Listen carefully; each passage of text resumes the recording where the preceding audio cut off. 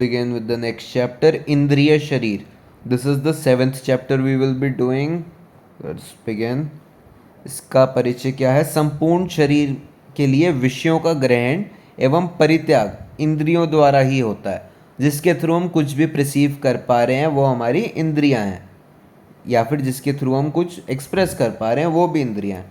कोई भी कार्य करने वाला प्रत्यंग या किसी वस्तु का सार भाग प्राप्त करने वाला प्रत्यंग ही इंद्रिय कहलाता है। इसकी निरुक्ति क्या है? यहाँ इंद्रिय शब्द इंद्र, आत्मा एवं उसके साधन रूप विषयों का आभास होता है।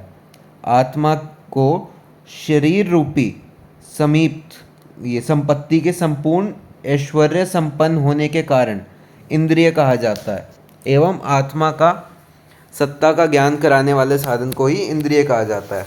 यहाँ पे इंद्र भगवान का भी वो लिया जा रहा है, क्योंकि वेदों में जो इंद्रों का वो बताया गया है वर्णन, वो बहुत ज़्यादा कंजम्पशन के ऊपर फोकस थे। He like to drink, he like to do intercourse and he like to have all kinds of food. इसलिए जो ग्रहण करने वाली चीज़ है उसका नाम इंद्रिय रखा गया है। कि इंद्रियों की उत्पत्ति कैसे होती है, सांख्य दर्शन और आयुर्वेद के हिसाब से जो हमारा है टेबल उसको पढ़ लेते हैं। सबसे पहले जो अव्यक्त है माने महत, ये प्रकृति और पुरुष, उन दोनों से मिलके महत बुद्धि, एवं फिर अहंकार।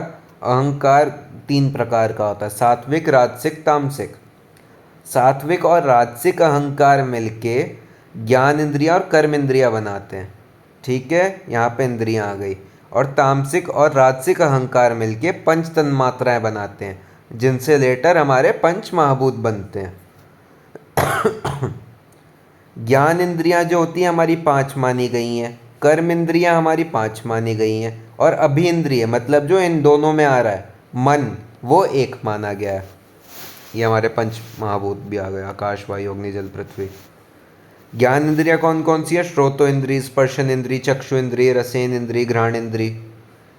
और इनके अपने अपने विषय होते हैं। जैसे श्रोतो इंद्री का क्या विषय है? शब्द।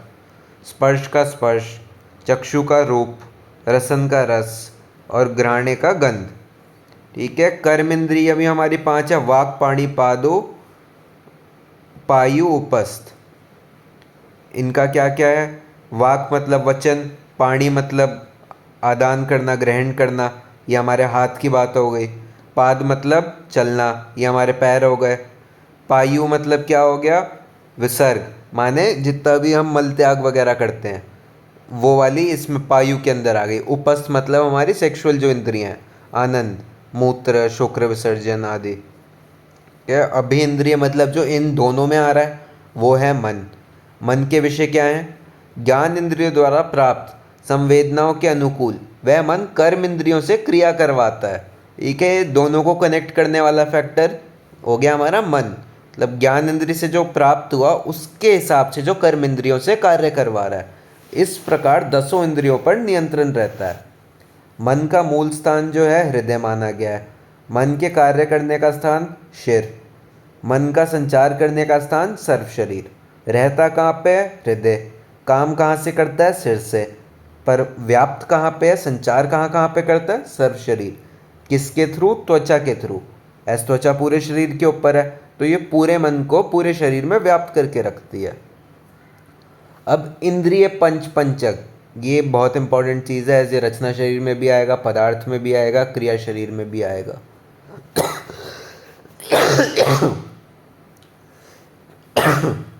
हमने देखा था हमारी 5 इंद्रियां हैं, उन 5 इंद्रियों के अपने अपने द्रव्य होंगे।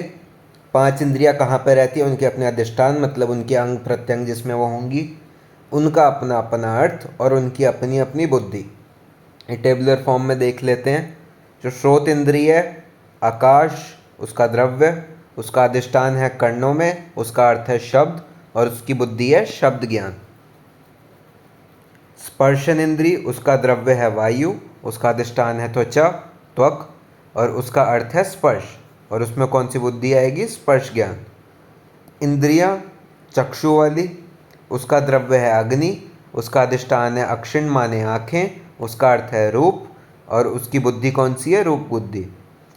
फिर हमारी रसना इंद्री, उसका द्रव्य जल, उसका अधिष्ठान जीवा, उसका अर्थ रस, और उसकी बुद्धि रस बुद्धि या फिर रस ज्ञान। आखिरी इंद्रिय हमारी घ्राण इंद्रिय, इसका द्रव्य है पृथ्वी, इसका अधिष्ठान है नासिका और इसका अर्थ है गंध। इसकी बुद्धि कौन सी आएगी हमारी? ज्ञान बुद्धि या फिर ये गंध ज्ञान या फिर गंध बुद्धि। ठीक है, that is our short chapter इंद्रिय शरीर। Bye bye.